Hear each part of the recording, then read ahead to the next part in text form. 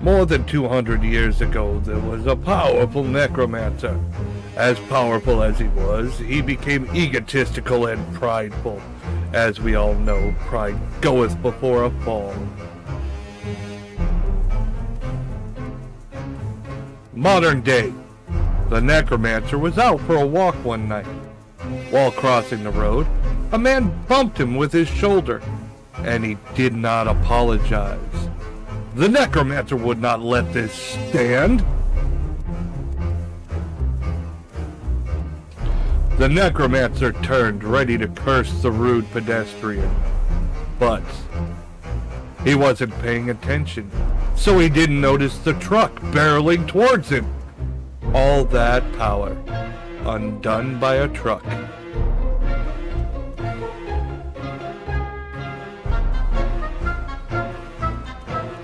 When the necromancer awoke, he was sitting before a goddess. He introduced herself as Nyx, the goddess that would decide where the necromancer would go for his next life.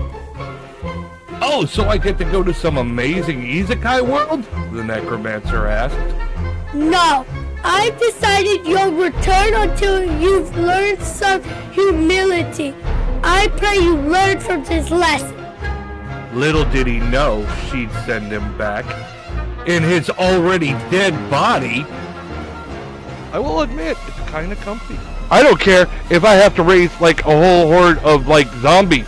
Every time I wake up in the morning, I look over to the side and I go, honey, I feel an evil presence. And then she turns and looks at me. I'm like, oh, there it is. Sorry. Good morning, honey. Attacking a woman. I've got ectoplasm all up my crack. That's my cousin! Tay-Tay! It's alright. Hey. There we go.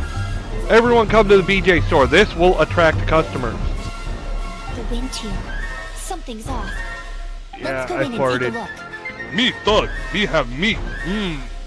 I can tell you and I are going to get along just like fire hoses. And I bet you can do some things with a fire hose, can't you?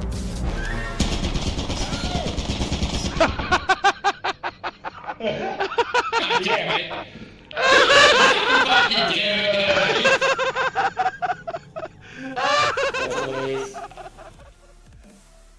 Hello, boners! It's another wonderful night.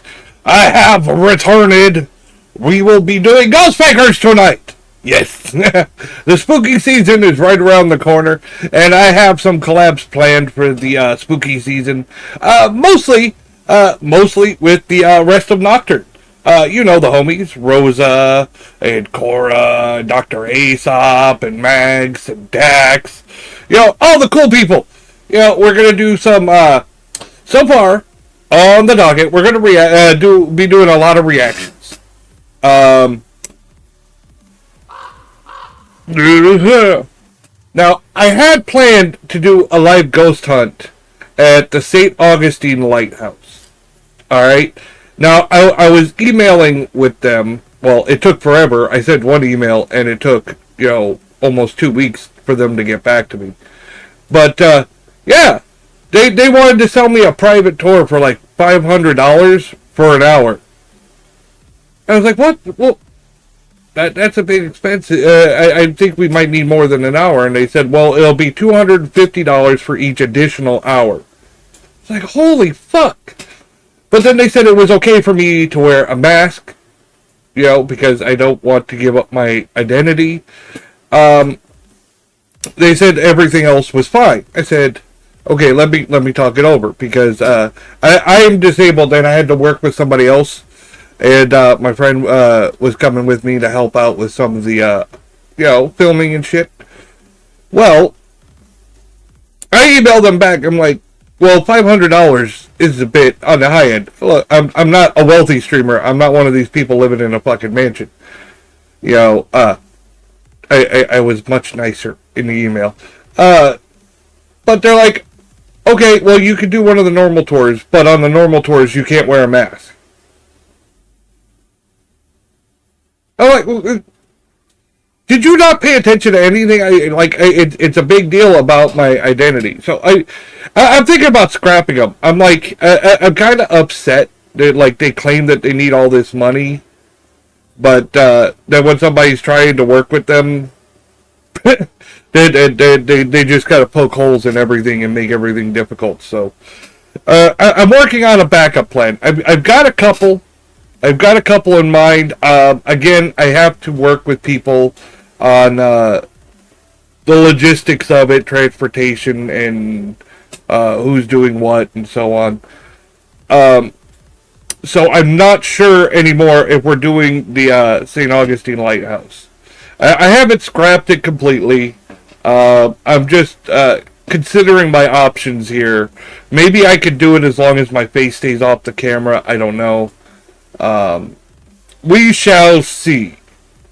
That said, the other things we'll be doing, we got reaction content. We're going to be reacting to some like spooky legends, spooky stories, stuff like that. You know, like the Goat Man, Bunny Man, stuff like that. I'd like to do, one of the things I'm hoping to do is have a watch along with the audience. Put in a horror movie. Get a scary movie going. Watch it with the crew. But Rosa is very scared, so I don't know if she'll be down. Also, we're hoping for of course, get together, play some Phasmophobia. Either that or the new Ghostbusters. I think it's Ghosts Unleashed or something. They said it's like Phasmophobia, but with Ghostbusters, and you're supposed to catch the ghosts. Not sure yet. Those are all on the docket, though. We'll do one or the other. It's just getting everything together, and they'll all be for Spooky Month. So we got some plans in the works. We got some stuff going on. That all said, oh great, the ad's about to start in 30 seconds. Well, fuck. You know what? Before I got some videos pulled up today. Not my normal list, not going straight from the list. I found a video popped up. I have not watched it yet. It's about Sack Baggins. And if anyone watches this channel knows I can't stand the fucker. But it's about how his life took a tragic turn now at 49 years old. Well, let's just see how tragic. Yeah, the ads are playing. After that, we got, we're going to go back to the list. And we're starting with an episode of the Y-Files, which I think will be cool. That's more aliens and such. Hold on just a moment. What is it? What is it, boo? What? Well, don't stub your toe. Just a moment. Let me check on the boo.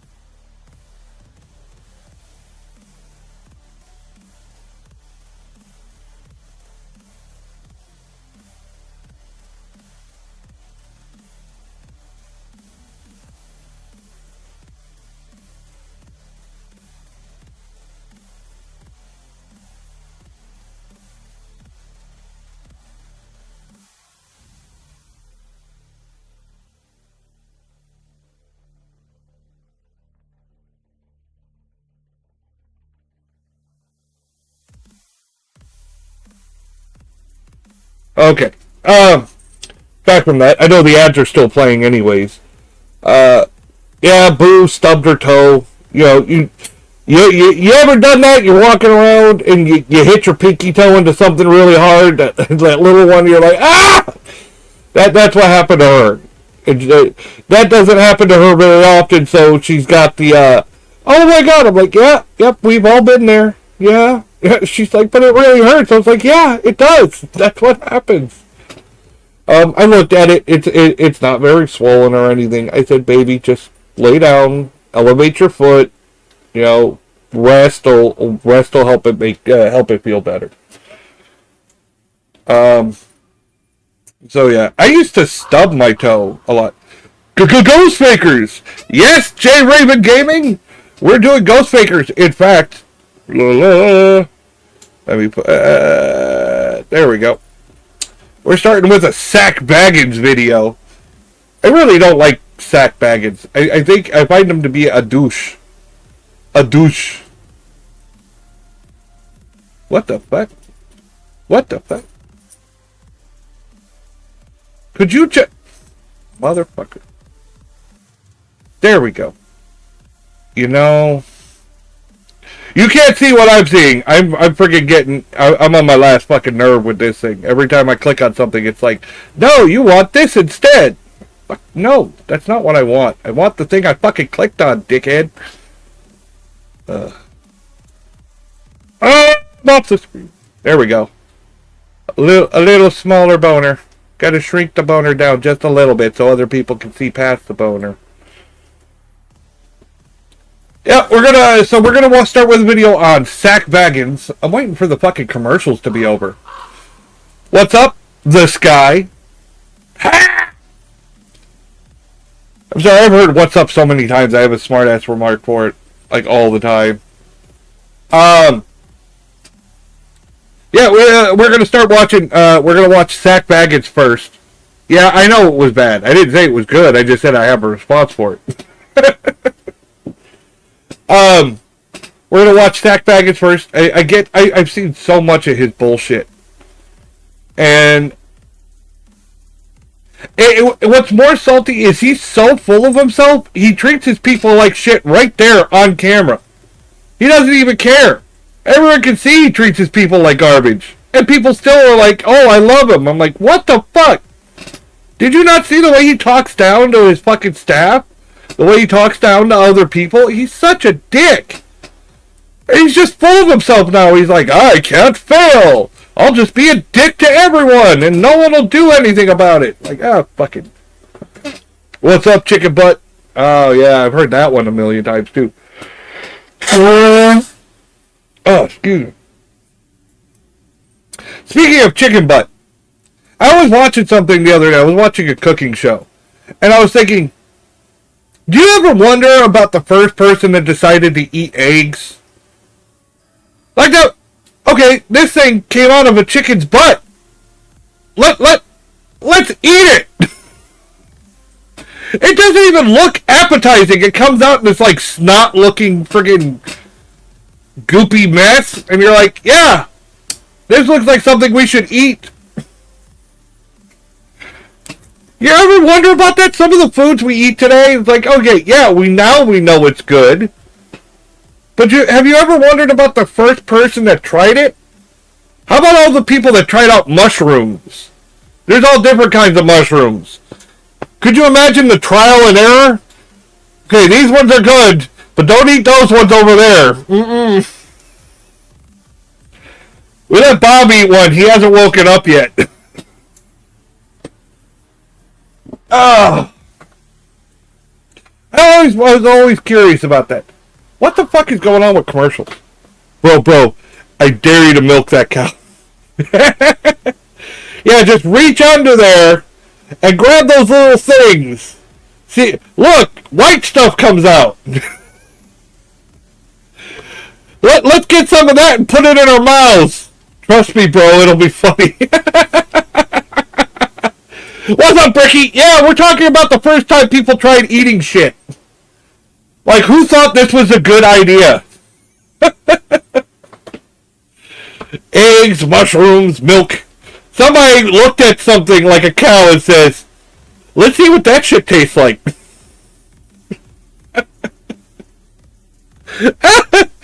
Which makes me wonder if somebody milked a cow. And I was like, can we milk other animals? Then they... Then they like, you know what, cow milk is pretty good. Let's milk something else. They're like, no, don't try dog milk. Dog milk is gross.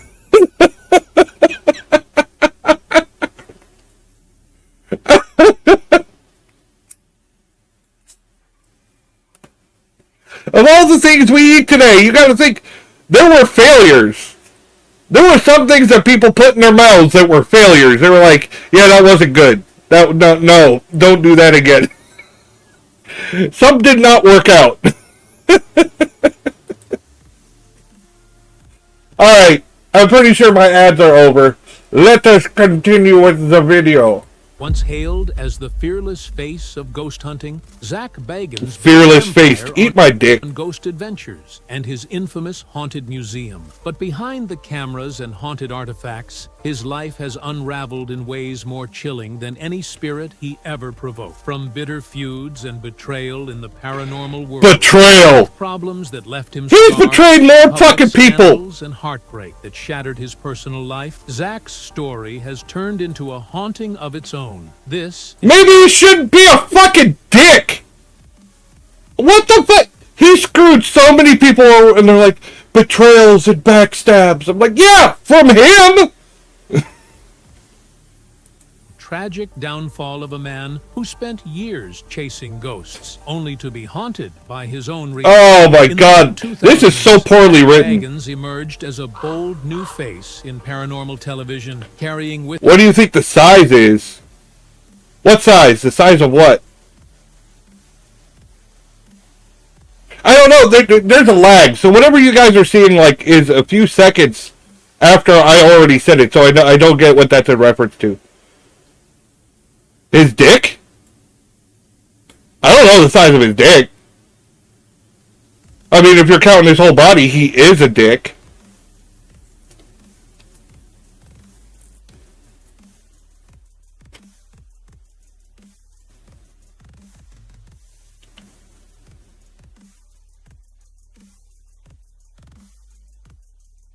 D-I-H-H-H. I don't know what D-D...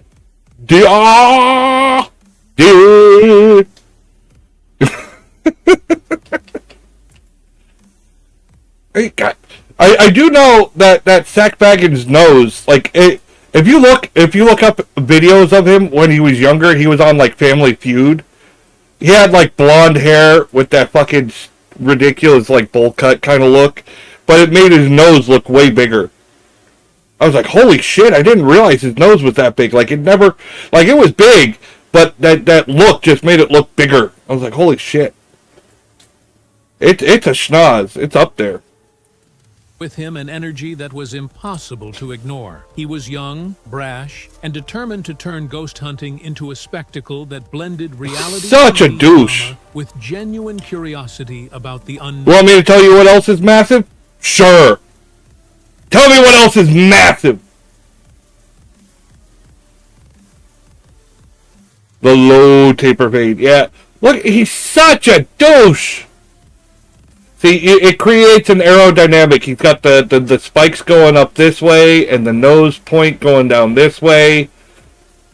Just a prick. Look at all the little pricks in his hair. You just got to show everybody the prick. Known. His breakout came with the independent documentary Ghost Adventures, 2004. I did watch that original Ghost Adventures documentary. Alright? Which was proven faked. And people have gone on about it faked. And even the lady that was with him in the documentary told somebody, I think it was in a Side-Eye Guy video, she said, oh, we'll take you this way where Ghost Adventures faked their footage. I was like, ah! They've been called out so many fucking times, it's ridiculous. I don't know how people still view them as like the #1 fucking ghost content creators or whatever. It's fucking bullshit. And like so many of the YouTube fucking guys, like Twin Paranormal and fucking Sack and Colby or whatever, fucking Sam and Colby, they're just copying fucking douchebags fucking idea. I'm sorry you hate it there, honey. It's work. Most people hate work.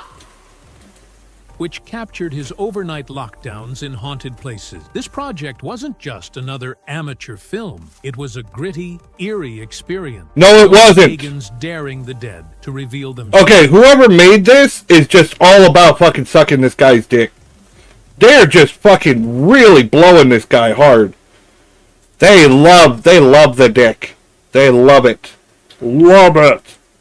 By 2007, the Sci-Fi Channel aired it nationally, giving viewers their first taste Yeah, whatever. of aggressive style. When the Ghost Adventures series premiered on the Travel Channel in 2008, it skyrocketed. Zach's imposing figure, black-clad wardrobe, and confrontational approach You can't to see, supernatural since I don't, stand god out damn from it, the since I don't have hand movements, you can't see me making the jerk-off fucking motion. I really cannot stand this dude. And you know what really made me hate him the most? Wasn't so much the faking. Now, the faking does piss me off. But what pisses me off the most is the fact that he's so full of himself, he treats people like shit right on fucking camera. And nobody fucking says shit to him.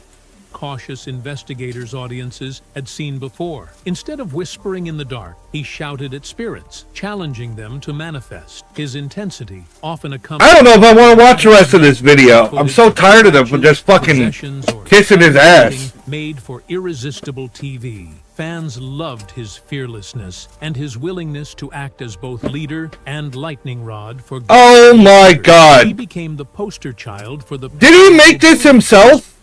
The leader, the fucking lightning rod for the rest of the crew. Oh my god, fucking stop sucking his dick.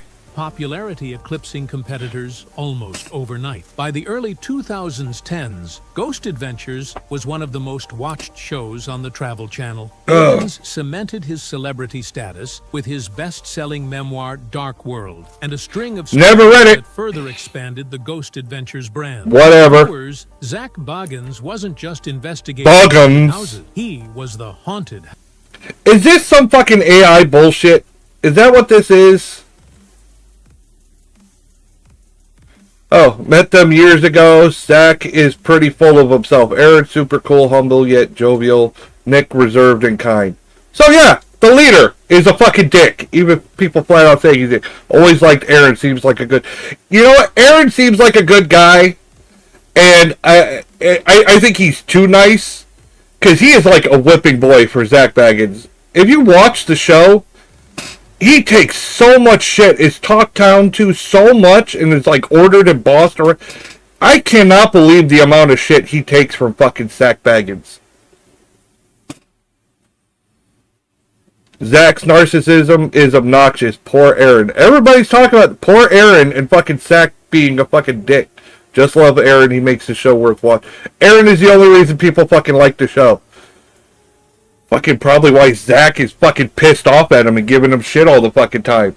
You're stealing my limelight! Fucking bullshit.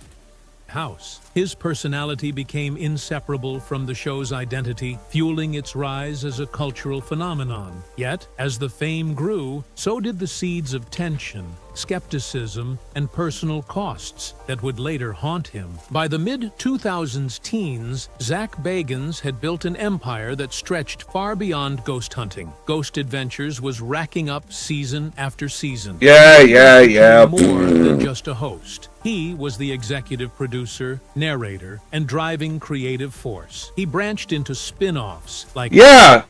They go into a place... Now, I watched... we watched a video last week. I think it was last week or the week before. How they faked a ghost video. And they showed how easy it was. And they said, look, like most ghost hunters will go into a house and spend all night there, hours and hours and hours, trying to catch anything and walk away with nothing.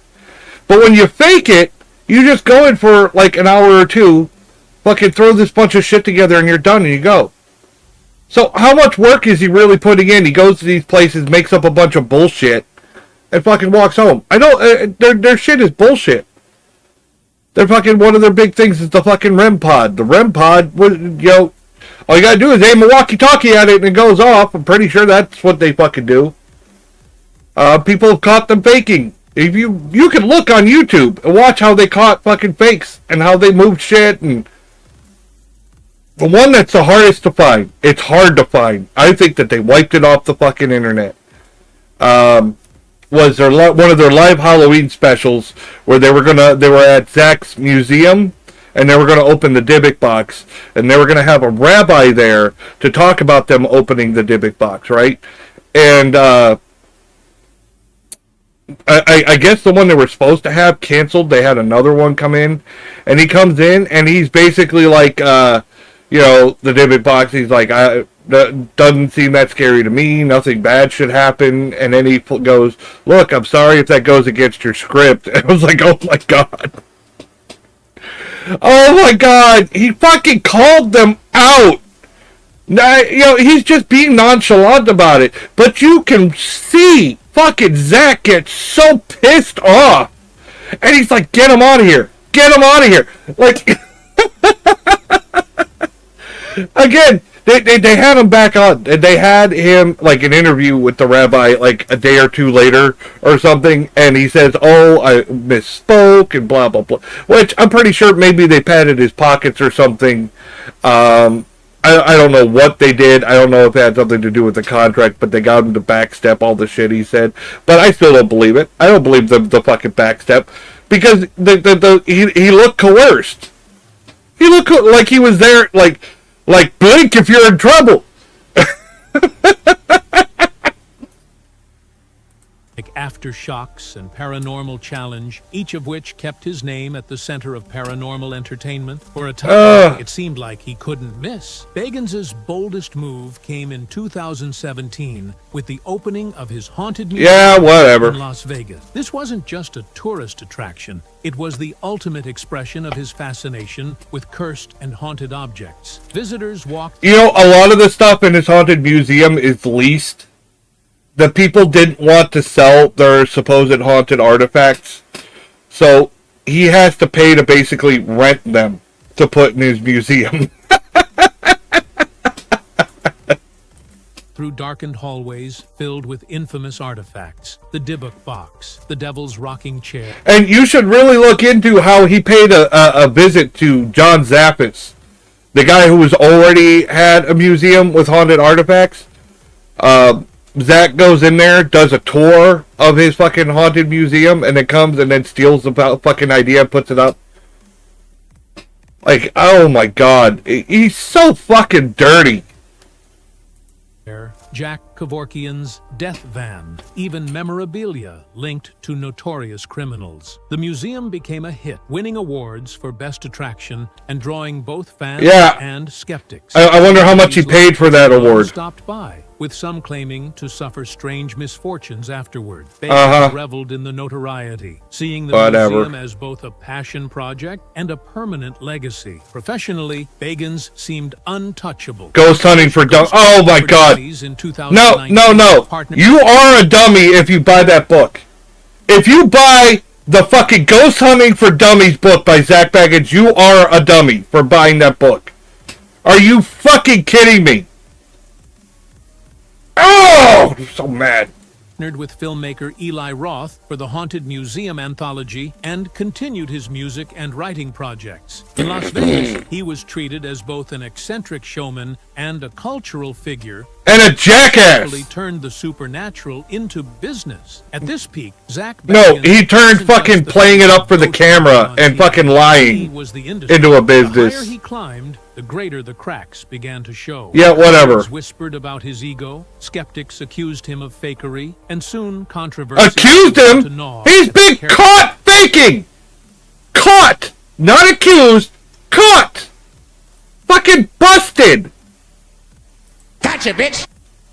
What is this bullshit? Fully built empire, the same traits that fueled Zach Bagans' meteoric rise, his intensity, his theatrics, his hunger for control, also began to erode his reputation. Skeptics were some of his earliest and loudest critics. Yeah, to episodes where because it's bullshit. Staged or exaggurited. No shit. Members even alleged that scenes were reshot or no manipulated to create drama. Alleged. Who the fuck wrote this fucking bullshit?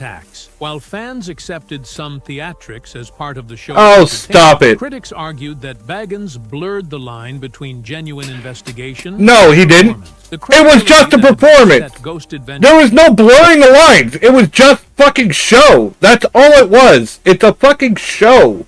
It's bullshit. It's for entertainment purposes only. There's no fucking ghosts on fucking Zach Bagans' show. It's just him fucking hammering it up and acting like an asshole. characters apart was now being questioned. But the most damaging blows came from within the paranormal community itself. When Because they're tired of his shit. Groff abruptly left Ghost Adventures in 2014, rumors swirled about creative clashes with Bagans. Yeah, and he even came out, and him, and not just him, like multiple people in the paranormal community talked about fucking Zach fucking screwing them over behind the scenes.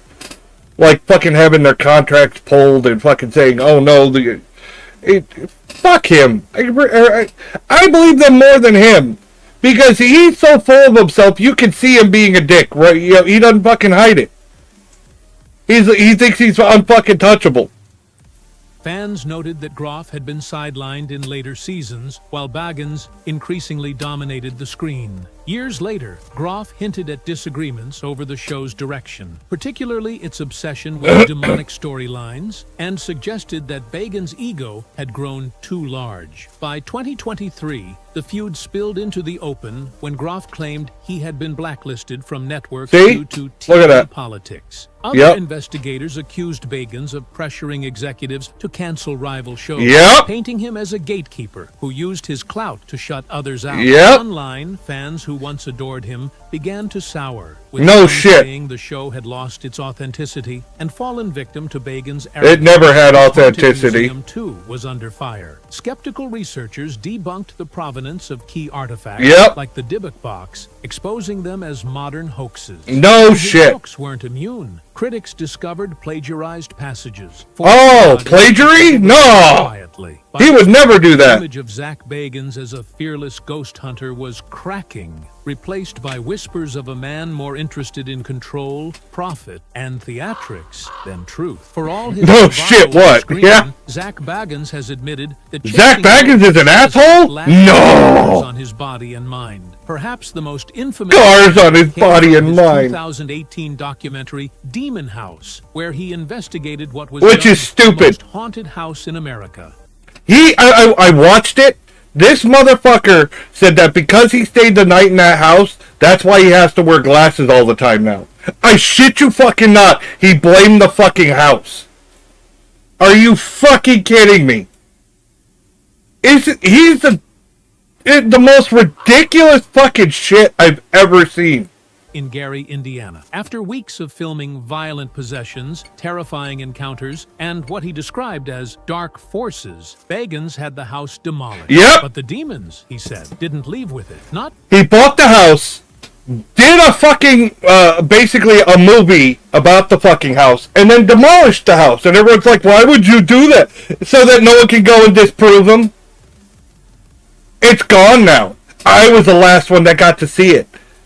Mine is the last story, and no one can go and disprove it because the house isn't there anymore. It's so fucking stupid. So fucking stupid. Not long after, Bagans developed diplopia, permanent double vision, that forced him to wear prism glasses for the rest of his life. For a man who built his brand on his piercing stare, the condition was a cruel It's a house for fuck's sake. He himself blamed on the house, and that wasn't the only. They just said it. He blamed it on the house. His double vision was because of the house. That's what did it. Staying in the house. No, we can't let anyone else investigate it. We bulldozed it. During a Halloween special in 2019 at the Perrin farmhouse, the inspiration for The Conjuring, Bagans fell violently ill. He later described panic attacks, dizziness, and weeks of feeling as if something was drawing the life out of me. Over the years... And that's just him doing the same fucking acting over theatrical fucking, I'm possessed and the ghost is doing this to me! Has often told stories of fainting, sudden illnesses, or mood swings after certain investigations. Skeptics dismiss these as theatrics. Bagans insists the dark energies he confronts have real consequences. Somebody's believing their own bullshit. He's described paranormal work as a kind of Russian roulette. Every location potentially dangerous. Every investigation another risk of inviting something into his body or mind. The tragedy here is layered. On the surface, ailments lend authenticity to his claims. Whatever. He's paid a personal price in pursuit of evidence. No, he hasn't!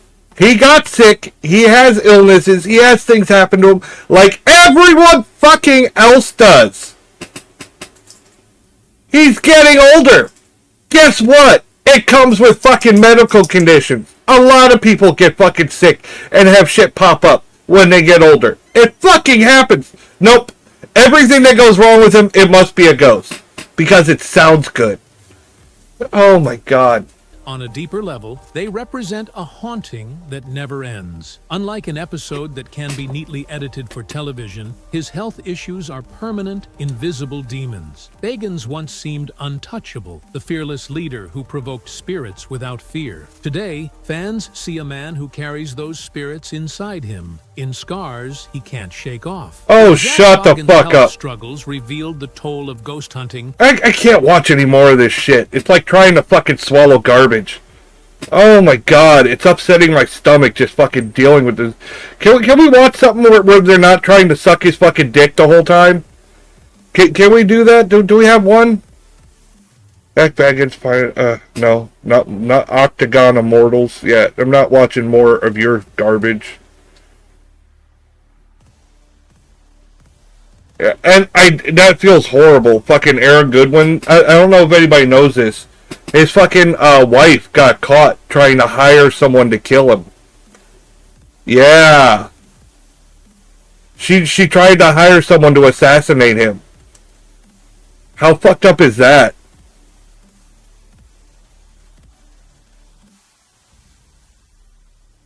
Nick Groff's life took a tragic turn, now 45. Everything's from this Octagon Immortal shit. I don't want to fucking see shit from Octagon Immortals.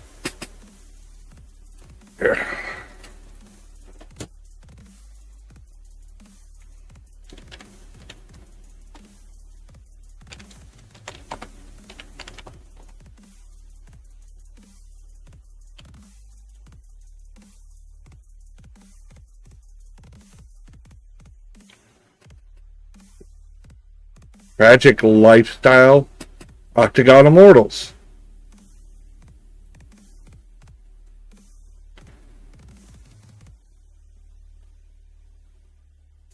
I don't care.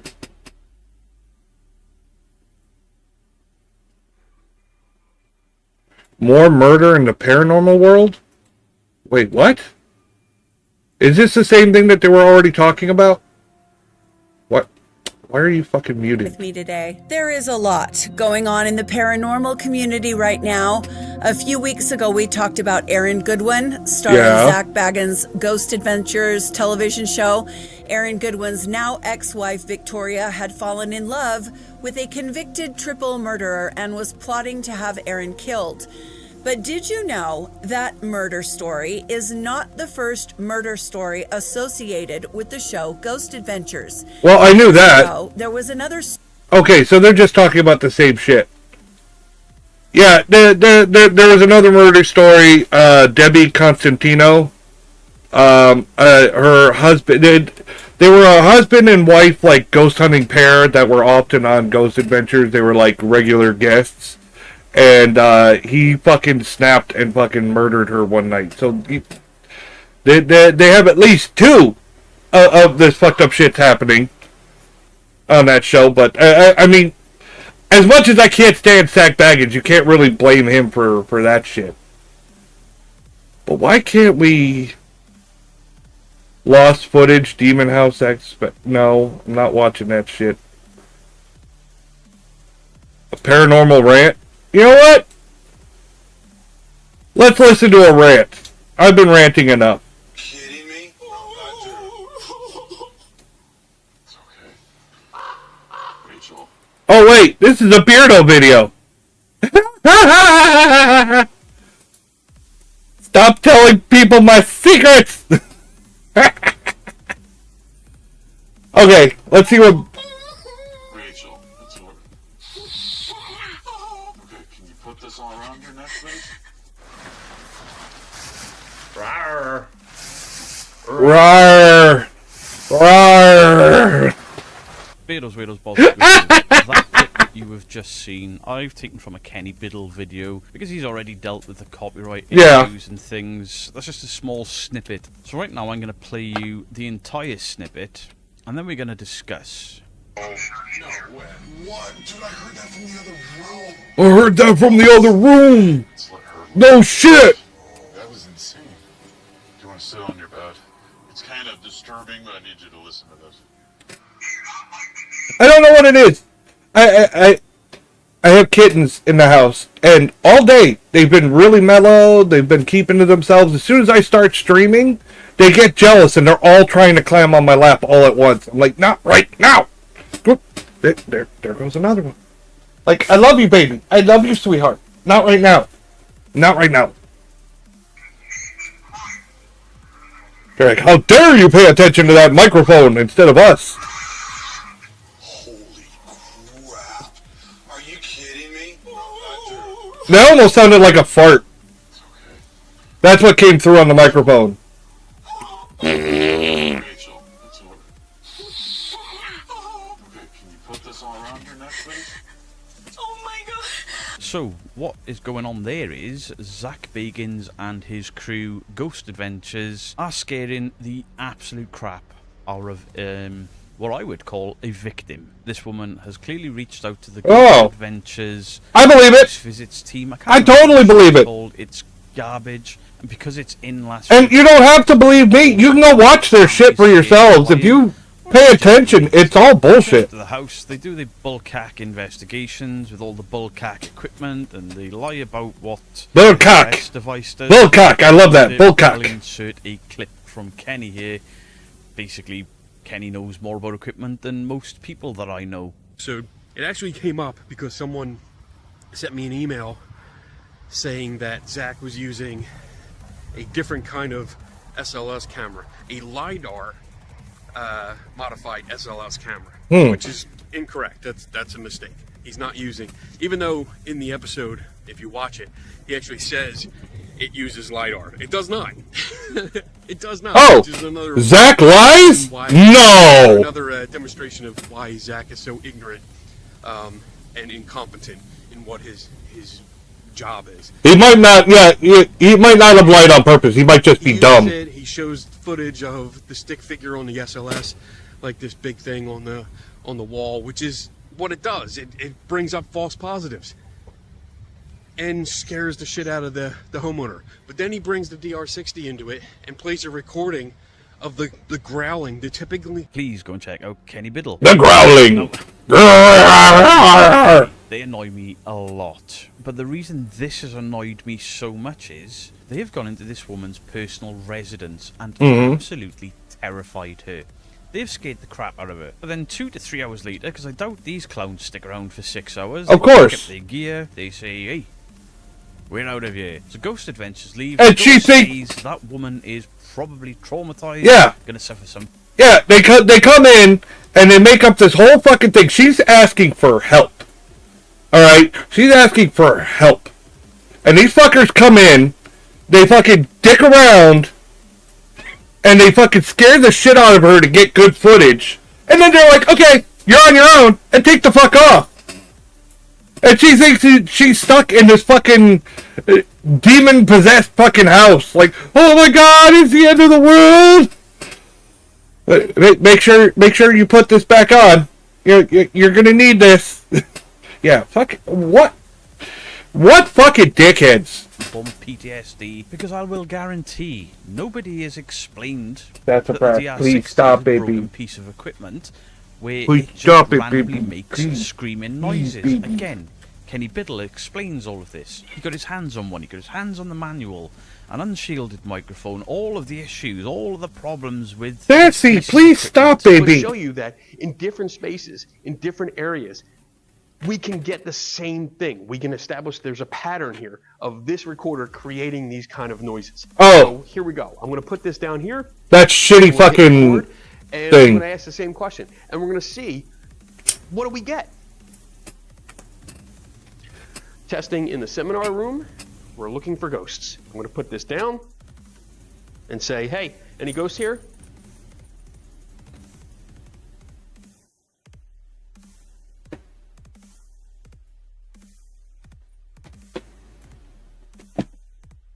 Okay. All right, that should do it. End of session. I think I heard something. Put it up to the microphone. That was me farting. My bad. Testing in the seminar room. We're looking for ghosts.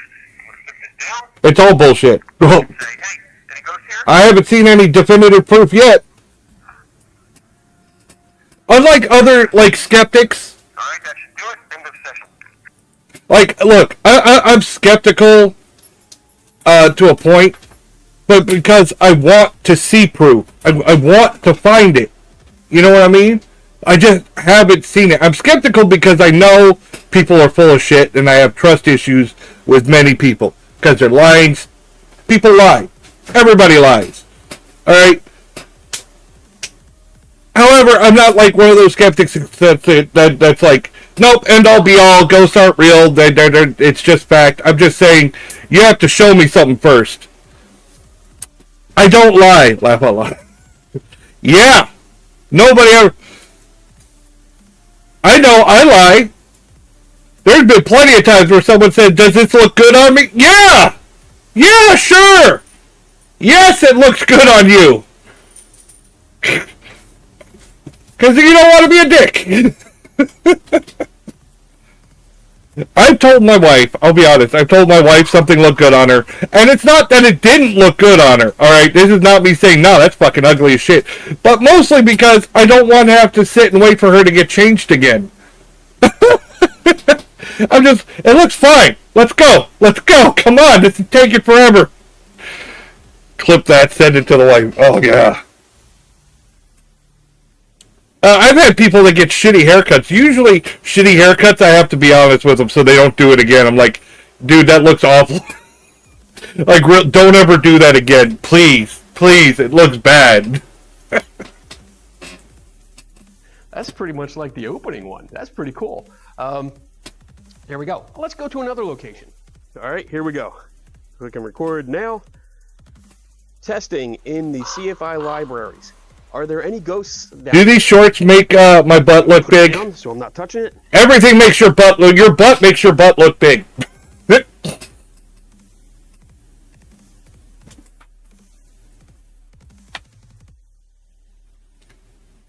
He's basically okay. Kenny Biddle, this guy. He's basically showing you why people hate this fucking voice. I think it's called like the DL60 or something. I keep forgetting the fucking name of it. But anytime you see it, you know that the person's full of shit because it's been proven to be a piece of shit from the get-go. Like, just slightly brushing it will make sounds. It picks up everything. It's just like audio pareidolia, right? So then you play it back and it has weird random sounds because of the shitty fucking equipment. And you're like, oh, look, it said something. No, it's just a random fucking noise that this fucking piece of shit machine made. And you're like, oh, it says this. And sometimes they'll feed it to you. Those are the funny ones where they put the words on the screen. But if you got rid of the words and listened to it, it's just fucking sound. But then they tell you what it says. Or like, it says, help me. And you're like, oh, yeah, you know what? It kind of sounds like that. They feed it to you. And the brain tricks you. Yep.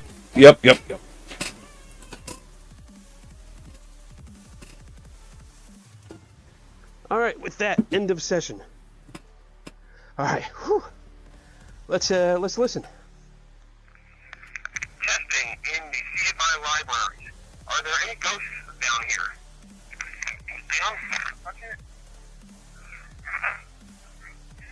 You hear all that random sound? There was none of that sound. End of session. End of my will to live. Yeah. Still found some. Interesting. So, let's talk about this. It is not fit for purpose. People are overpaying on eBay for these things because they know they will get false positives. Yeah. And those false Look at positives them. equal Look at them. on clicks and views on YouTube. That's why they're marked up on fucking eBay because they know that they'll use them like fucking like Sam and Colby shit. They know they can use them and get random fucking audio every time they fucking use it to fit their fucking narrative and say, look, we found fucking ghosts. But it's not. It's a piece of shit equipment. If you know about the piece of shit equipment, then you know they're fucking full of shit. But most people, the lay person is not aware of the piece of shit, and they just take their word for it. Like, oh, okay, yeah, this must be just a normal recorder, and not know that it's gonna fucking lie to you every fucking time. I've been saying this since the Kenny Biddle takedown of the DR60. Anybody DR60, there. After all of the debunkers have said about the DR60, how fake it is, linked it to Kenny Biddle, linked it to Dandolph the Grey, any paranormal investigation team, any YouTube channel, any TV show that uses a DR60 is fake. They know they're fake, they know they're getting false positives, and the views and the ad revenue and all of the stuff that comes with it is far more important than the truth. But when you go into somebody's house using this broken equipment and telling them stick rosary beads over their head while they're clearly having an emotional breakdown, and tell them there's a demon in their house, and then they just fucking take off. Good luck! Enjoy your demon! Takes her own life. That then falls on the likes of Baggins and Co. And people are copying Baggins. You know, that's a good point. That's a good point. I didn't even think about that. What if that lady was so scared because of the shit they put into her fucking head, that she took her own life, that she Minecrafted herself? What if? I mean, this is a hypothetical, but what if? They wouldn't take responsibility for it. There's a demon in my butt. Oh yeah, especially after I eat Taco Bell. Really, Taco Bell does not agree with me, but I love it so much. I miss those Doritos Locos tacos. The fucking ranch ones were fucking bomb. Whether it's Twin Paranormal, Sam and Colby, Oh My Gosh, or Haunted Nights, or whoever runs around with these stupid broken... Love their nachos. They know they're getting false positives, but when you're doing it in a location that you've hired, that's one thing. When you're doing it out in a field like Haunted Finders, and every gnat fart is a demonic scream or a monk's growl or yeah, Viking's war cry, while it's false positives and while it pisses me off, it's not quite on the level of going into somebody's house and scaring the shit out of them, reducing them to tears. Yeah. That is why I wholly 100% agree with Kenny Biddle. Clowns like Ghost Adventures, or any of these fucking idiots with a DR60 that goes into a residence, plays that back to somebody, or puts it in their video as some form of demonic or evil entity, you're absolute scum. Yes! Absolute scum. Yes! Jake the Ghost Hunter and... what's the guy who clearly investigating his family's home but pretending it's fucking not? bullshit, asshole, cocksucker, dickheads. But not the faintest clue in how... I'm not angry. For example, I have 2 Seismo devices now. Have they ever triggered? Yes. Was it a ghost? No. I literally tapped on a beam at the bottom of a 3-story flight of stairs and it triggered. And I'm like, ooh, that's very sensitive. So if there are... that's crazy sensitive. Holy fuck. Potentially, it's somebody downstairs. We need a camera down here. It can be used to debunk or to prove. Fantastic. None of these teams look to debunk. They only look to... I'm right here! Only look to prove, and I mean prove, in the biggest inverted commas that you can, that their evidence is legit. Of all of the tricks that these scumbags use, the DR60 and the torches, they've been pulled apart more than anything. Maybe the SLS, yeah, the SLS is up there as well. All 3 of these tricks, and that's exactly what they are tricks, magician's tricks, but designed to scare people, to fool people into believing in the paranormal, and then, hey, a debunker turns around and says, that ain't real. Hey, that device is flawed. They don't know how to read that, that. We are the bad guys. We are the horrible ones. We are the ones taking away hope. We ain't the people providing false hope in the first place. What happens if one of these people thinks they've been speaking to the long-lost grandmother? What if one of these people thinks they've been haunted by a family member, so they spend £3,000 to £5,000 on a DR60? Maybe they get an import charge, which... this is so fucking dumb. Again. It arrives... not Beardo. Beardo's not dumb. And they realise they haven't actually asked a question, but the device has been recording, and they play it back, and there is that demonic screaming. Suddenly Grandma Flo is either a demon, or they've realised that the device is absolutely broken, and they have wasted their money. Yeah. Asshole paranormal investigators are promoting this device. Did you see the prices that they were going for on that fucking eBay page? Oh, we're at 1011. Where, God. Yeah. Come on. These things, because they know... Look at that. Look at the prices. Look at how they jacked them up on here. And people will pay that because they know it gets clicks and fucking views to lie. They know they're going to get fucking shit with these piece of shit. It's bad equipment. It's bad equipment. It should make this fucking worthless, but it doesn't because the fucking liars will pay for it. Because it benefits them to have a piece of shit equipment. Because they can lie. It makes it easier to lie. That's what it does. Oh, you wonder why I get so salty on these fucking videos. Investigators are promoting this device like it is god-tier equipment for the paranormal investigator, and it's not. It is dog shit. The thing dog shit randomly screams. It's the internal mechanism, an unshielded microphone. There are so many flaws with it that Kenny Biddle points out, and I'll link that video, and please go and watch it. But these people know what they're doing. This is why they wear wax coats, and they'll be moving their arms, and it'll be like, could you tell me your name, please? And you'll see their finger doing this on the back, or they'll be doing this with their head. Right, and it makes sounds. The microphone will pick up those little movements. Yep. They're dragging their foot across the floor just out of shot, or somebody's beside of them just rubbing their clothes. I think I've covered this video before a while ago. Like it's a scream. I think I have covered this, but it was a long time ago. Spending on a DR60, go on eBay and buy the cheapest digital recorder you can. Max out the sensitivity so it records absolutely everything. Go into a room with nobody in it. Press record, leave it on something, walk away. Leave it 5 minutes, go back in and then play it back. Even the non-DR60 recorders are recording these horrible, nasty, ghastly noises out of thin air. Not because places are haunted, not because ghosts are real, and I'm not telling you the ghosts are not real, I'm the guy that believes, but these devices are absolutely fucked. Years ago, the Ouija brothers got in trouble because everybody was using... Look, I want there to be evidence. I do. The problem is with all the fucking liars and shit, they turned ghost hunting into a fucking circus. It's a fucking sideshow. Everyone comes in, points and laughs and fucking like, oh my god. So if anybody actually does, if any of the real ghost hunters actually find anything, the ones that are actually putting the work in, it's going to be looked down upon. It's going to be hard to find through the fucking swamp that is all this other bullshit to find something real. You're just going to see all this fucking demon shit. Fucking look up ghosts on fucking YouTube. It's going to be shit like Twin Paranormal and Sam and Colby and all this other shit. And God forbid you find any actual evidence. It's just going to be the same bullshit over and over again. It drowns it out. And people don't know real evidence, something that's actually going to be substantial, something that you could bring to a skeptic, is going to be, it's going to be so minor to everyone else.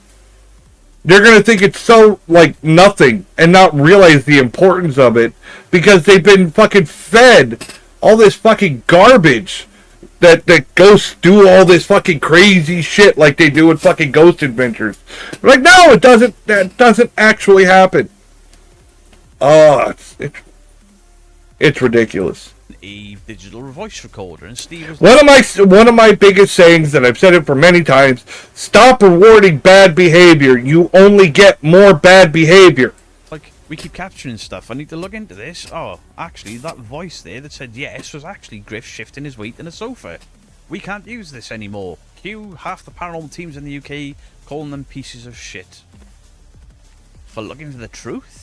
I am becoming more and more disillusioned with the paranormal on YouTube and in general by the second. You've got guys doing good things, real evidence. Go out week after week after week after week after week. And guess what? Capture nothing and they keep going. Yeah. Well, I want to see more on Zach Baggins' piece of shitness. But yeah, I went over this. Zach Baggins speaks out on Warren House purchase. I don't give a fuck. Co-stars of Ghost Event exposed for everything. Alright, let's see him exposed. Zach Bagans didn't just chase ghosts. He chased fame, and he caught it fast. The man went from filming a low-budget ghost hunting doc in 2004 to becoming the king of paranormal TV. Ghost Adventures blew up, and suddenly Zach was a household name in the world of haunted I swear to God, if this is more AI bullshit, at spirits. His signature black outfit, like just from the fucking narration, it sounds like fucking AI bullshit. Just like the AI bot that just popped up in my fucking chat. God damn it. over-the-top reactions, and that spooky museum in Vegas made him a full-blown paranormal celebrity. But as the cameras kept rolling, the drama started bubbling You up. get the fuck out of here. Former co-stars Banhammer! calling him out. Bah, bah! Fans questioned how real things were. And suddenly, the ghost hunter had his own skeletons to deal with. The ghost hunter is an asshole. Shady behavior and behind-the-scenes drama. It got messy. Now people are wondering, was Zach really connecting with the other side? No! Or just really good at selling it?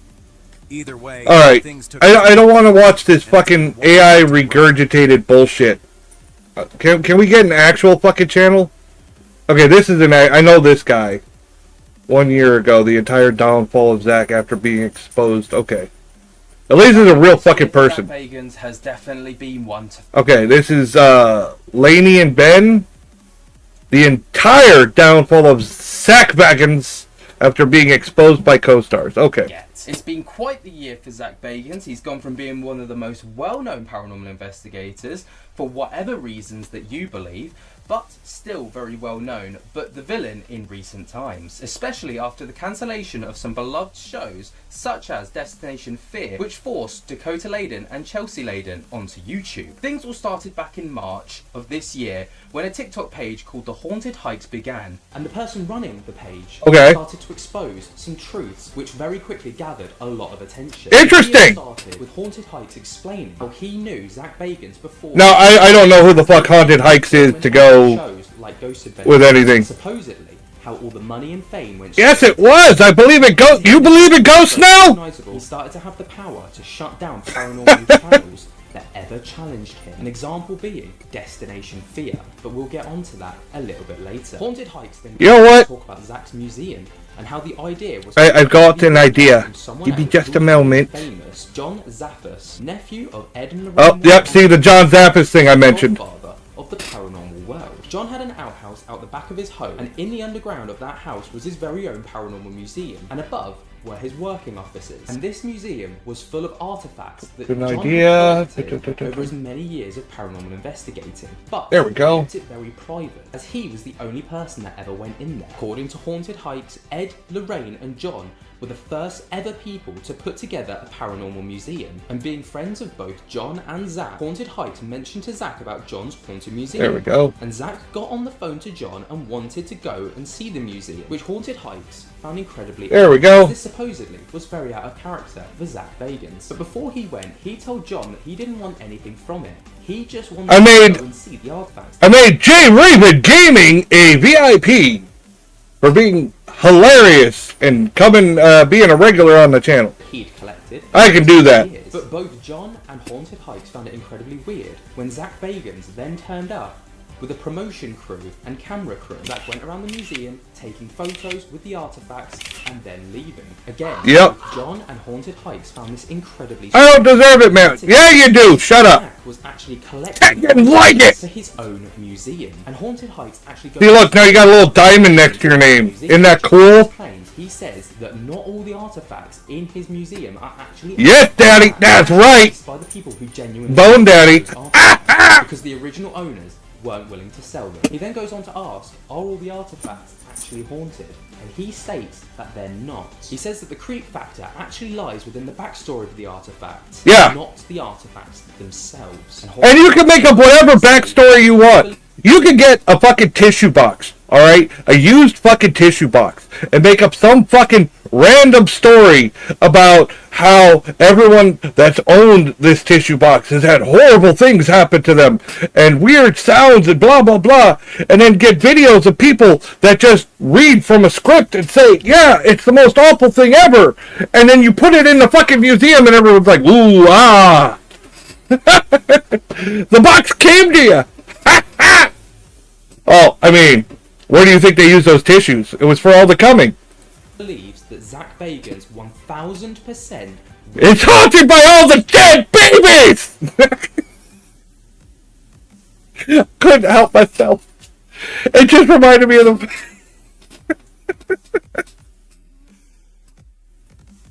I've told this story before.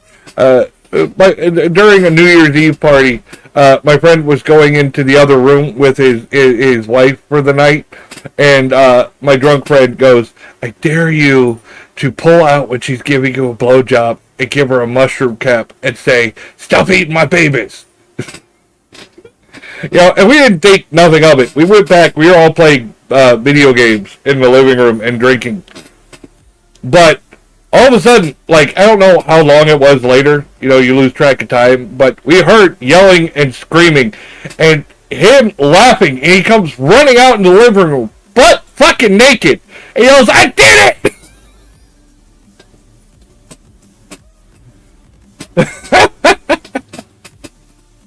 John's idea. But people in Haunted Hike's comments section actually state that this wasn't actually him ripping off John's idea. It was just a very clever business move. Sadly, right. That's his fault. No. I didn't rip off John Zaffis' idea. I just came in there and had photos taken and did a tour of the place and had all this fucking serious equipment there. And then I opened my own museum. But no, it's just a coincidence. Yeah, fucking bullshit. Haunted Hikes got with exposing Zach Bagans, as on the 12th of March. Hey man, I don't need anyone coming here. Due to the account being taken down. Everyone likes a little coming. Original footage from Haunted Hikes, and it's not actually known why Haunted Hikes page was deleted. And people started popping up all over TikTok and all over the internet, actually exposing Haunted Hikes for apparent mistruths in his side of the story, just like in not my uncle. It is time to pump the brakes on this clown. Well, I don't know your uncle, so. Alex here got his start from stitching one of my viral videos about the Zach Bagans, Nick Groff, Dakota Layden drama that was going on in the paranormal world. Now, while I will admit I reposted his video that he stitched to mine, and I was his first follower, I have quickly realized that things are not adding up with him. Not only did I do yesterday of one of his videos vouching for John. Okay, so it sounds like Haunted Hikes was not on the level, the up and up. Which, I mean, yeah. He could be right about some things and wrong about other things. Don't get me wrong. Like, a broken clock's right twice a day, like they always say. John Zaffis and that whole ordeal, I actually started to look into things a little bit more. Okay. Over to his Instagram account that's linked to this TikTok account. As you can see in his bio here, it says, "Coming to a haunted forest near you, that ghost guy." I want to buy a Ouija board. Well, you go right ahead. My wife won't let me. But what's odd, one, is his name up there is I Am. But technically, you could just make a Ouija board. You could just draw it on a piece of paper, and it's supposed to work. All right. That's the thing about Ouija boards, is everyone's like, "Oh, I have to go buy one." Technically, you don't really have to. But no, my wife's super paranoid about ghosts. She claims that she had a ghost that followed her when she was younger and stuff like that.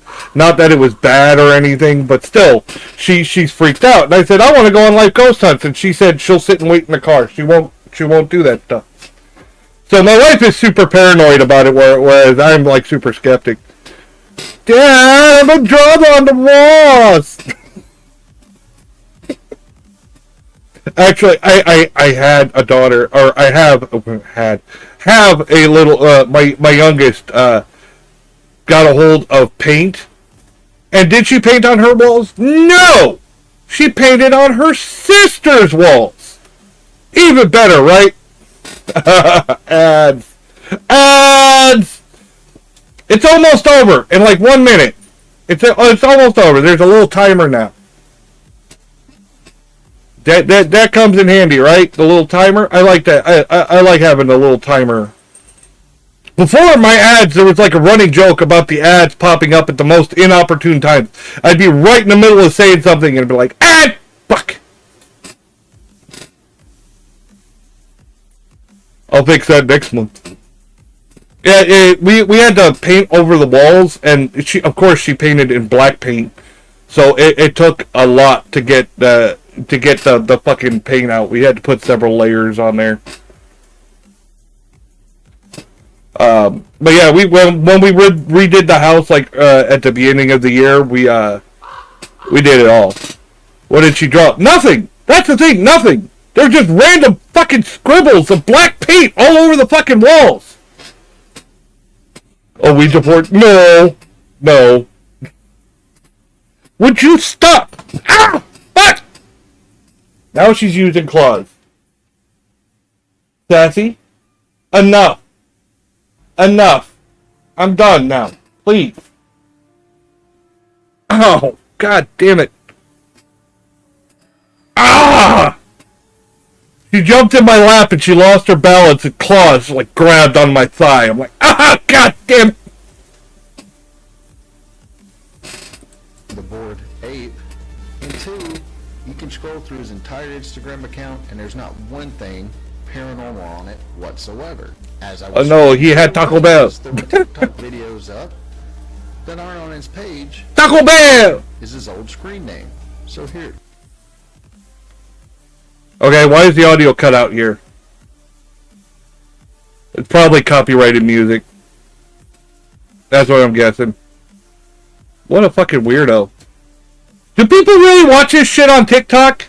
I cringed so hard. Anyway, yeah, I was cringing. I didn't even hear the music. Account that I found, and as you can see, there's that video we just watched. And if you scroll through here, it looks like he tries to do videos that are very. He's definitely a virgin. And that had gone probably. And he was trying to do his own version, trying to get some fame. I would like to point out there's nothing paranormal on his page, and that Instagram is linked to the same Instagram account. You know, I get comments like that sometimes on fucking X and shit. Oh, I get more sex than you, or blah blah blah blah blah. I'm like, dude, I've been married, you know, almost 2 decades. I've been married almost 2 decades. I have 2 children. I'm pretty sure my dick is just for show at this point. All right, but I've definitely got someone. I have 2 living beings as proof of it.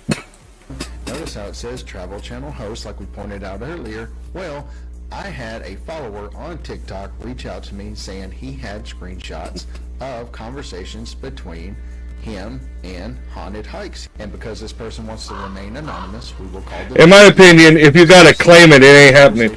Well, okay. And it goes like, that's one of my biggest pet peeves, is people who brag about having a big dick. If you have a big dick, like you claim you do, then you wouldn't be bragging about it, because I actually have one, and it's not that great, because you've never gone home with blue balls, because you heard her go, no, that's too big, nuh-uh, that's gonna hurt, no. You have no idea the fucking pain. You're like, oh, I got a big dick. Yeah, you're so fucking cool, Brewster. Pull it out, yeah.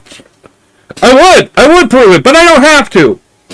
When I worked at Universal, I had a manager threaten me with a dance belt. They said, if you don't figure out a way to tuck it back, we're going to make you wear a dance belt. I had one of the gay co-employees come out and tell my wife, now I know why you married him, because he saw me in the locker room. Alright? So I've gotten plenty of fucking comments. I don't have to show it off. But really, honestly, anyone that's bragging about it, you're full of fucking shit. I don't have to brag about having a big dick because it sucked. So many times I fucking missed out because it was too big. We get right up to the point and then they reach down and they're like, what the fuck? Apparently it's a scary monster. When I grew up, I was like, oh, this is normal. I always thought it was normal. like this.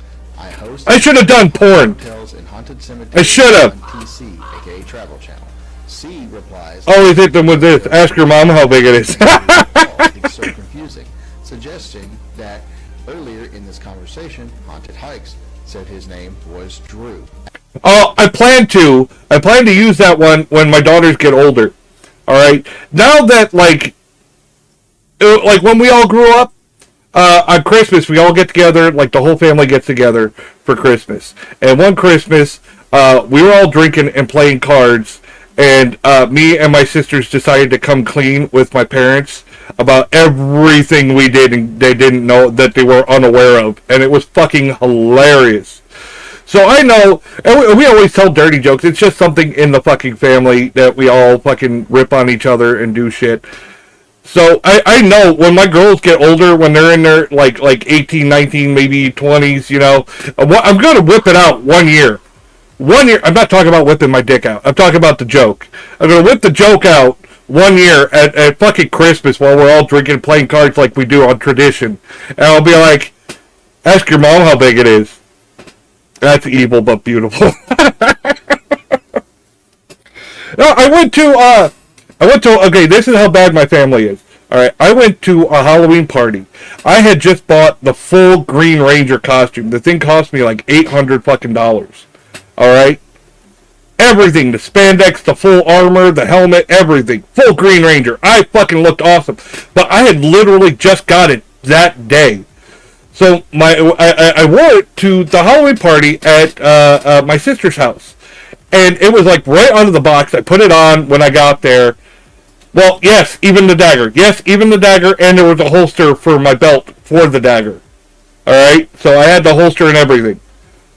The problem was, I had not thought ahead. Apparently, wearing skin-tight spandex, you should wear a cup.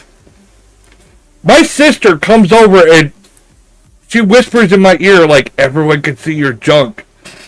And I leaned over and whispered to her, I was like, at least everyone knows I beat my dad at something. And she fucking, her fucking drink came out her nose and it was alcohol, so she's like, it burns, it burns. I'm sorry, the dragon flute? Yes, the dragon dagger flute. Yes, I had it. I have it still. I even have the helmet up on my shelf right next to my computer right now. After scouring the internet trying to find the name of that show that he talked about he was associated with Travel Channel, the closest I could get was Haunted Hotels, which was on Travel Channel, but recall that he said he hosted and narrated that show, and his name was Drew. Well, this says narrated by Dan Riordan. Narrated by Dan Riordan. Oh, okay. I'm not blowing that flute. The dangly bitch. No, well, see, that's how you play it. You gotta blow the flute, and you gotta tickle the dangly bits to get different notes.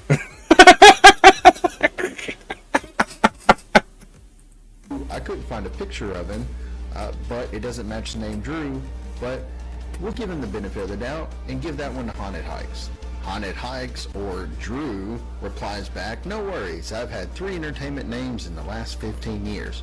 Okay, I thought we were talking about Zak Bagans, not this fucking dude. Horror story. And C responds, absolutely. Why do you have to use 3 different names? And completely sideswiping that question, and Haunted Hikes responds, I am the voiceover for Twisty the Clown. Yeah. No, are you fucking kidding me? Stop it. Why do I get along with older folk? Not to be rude. I don't know. I get along with younger folk. I act very immature for my age. I've got a dirty sense of humor, and I still collect toys. I don't give a fuck. I still game. I am young at heart. No, this guy tried to claim he was the fucking voiceover for Twisty the Clown. Give me a fucking break. No, to be fair though, with different names, I technically go by 3 names. I have my actual name, I have my stage name, and then I have my VTuber name, which, you know, everyone sees here. No, when I was acting, I had a different stage name. So, technically, I had 3 names, so. Yes, this man did say, I am the voiceover for this extremely popular character, played by an even more popular actor, which, as you can see here, was John Carroll Lynch. Yes. Yeah, this guy. You guys know who that is. Yep, he claimed to play a voiceover, even though a voiceover was never done for that actor in that part. Bunny Suit Jangle Man. Yeah! It's getting close to October. I thought it'd be fitting, since this was like my Halloween costume for last year, or part of my Halloween costume. I wore 2 last year. I couldn't settle on one. But I let my daughter pick one. I was like looking I was trying to figure out what to wear for Halloween, and I let my daughter pick. And guess what I got? A fucking bunny costume. Well, everyone thought it was so funny, I kept it. I still wear it pretty regularly, but I thought I'd start wearing it more closer to October. Closer to spooky season. And then, I haven't decided what I'm going to do for Halloween this year. So, we might have that hoodie as buy. So, we might have that hoodie as purchasable at one point. Actually, it's not that hard. I mean, I could show you right now. So yeah, see, there's the Nocturne hoodie. You see the logo on the chest. Ta-da! And if you really want to see, let's see, my other Halloween costume for last year. This was a big hit. You might have to be old to get the reference. Oh, that's cool. Yeah. I don't know if you get the reference with this one. I had to do the hair myself. That's neat. I love the tech side of this. Yes. Yes. I love fiddling with stuff, and if I can make it myself, I will. I did the face and everything for my model myself. Billie Jean. Yes. As BS. And on top of it, BJ the Web Guy posted a video. BJ the Web Guy? He called him out in the comments, and now Haunted Hikes has blocked him. And of course he has. Video, Holly Jean Madison, who is apparently either a former or current partner to Zach Bagans, replied back, "He blocked me too. He's a coward." Now check out. He's a bitch. Just say it. Say bitch. Say bitch. So yeah, if Haunted Hikes knew anything about Zach Bagans and was the person that he said he was in the paranormal community, I would think that she would know. So I think it's safe to say that this guy is an Michael Jangles doesn't exist. Of course not. To make Zach Bagans look like. And I think it's time MJ, BJ. BJ sounds better. Following this guy and just let him live out the sad existence that he's in right now. Bunny Jangles. Something interesting. Obviously, we know last night the haunted. Look at his shirt. He got the D. Okay, everyone. He got the D. He must love the D. He's wearing it on his shirt. Michael Jangles can't hurt me. Hikes guy yes, he can. Posted a fifth part of his video. It's called Brain Pain. On the paranormal world and Zach Bagans. Well, at the same time that he's trying to slam Zach Bagans, he is simultaneously praising problem people like the Warrens. So I made a simple comment on his post and said, you can't put the Warrens on a pedestal while you're also slamming Zach Bagans. Yeah, how the fuck you gonna put the fucking Warrens on a pedestal? The Warrens suck just as bad. In my opinion, kinda, they set the stage for people like fucking Zach Bagans. I'll just walk faster than him. No, you cannot escape brain pain. It stays in your head. When you're sleeping at night and your brain won't shut off, that's when you'll think about it. Obviously, is a problematic figure for how he handles investigations and things of that nature. Fucking dick! Warren equally problematic because they only made information up. When I go to his page now, this is what I see. Haunted Hikes, whatever. You're watching him and you're looking for him to give you information. He is not giving you with shit. God damn it! Why do you have fucking blurped out every fucking other word? It's fucking driving me nuts. God damn it! Fucking talk. He handle criticism himself, and he's jealous and jilted, and why he's doing. There are countless videos from. Wait, Sam McColby is fake? No shit. Haunted Heights for his credibility. So it's Sam McColby is more of a fucking drama show. They fucking cry and fucking have all this fucking bullshit, fucking soap opera nonsense so much in their fucking goddamn episodes. I don't give a fuck. But, I mean, I only watched them once and got a copyright hit on my fucking channel. One fucking time. Once. Doggo? Oh. Well, I guess that's Haunted Hikes Doggo. Huh, who knew? No, Sam and Colby, we did. There was a whole rabbit hole thing that fucking Beardo went down. And there's this person. I'm trying to remember their name. They're called like Watcher something. Hold on. I'm curious. No. Where is it?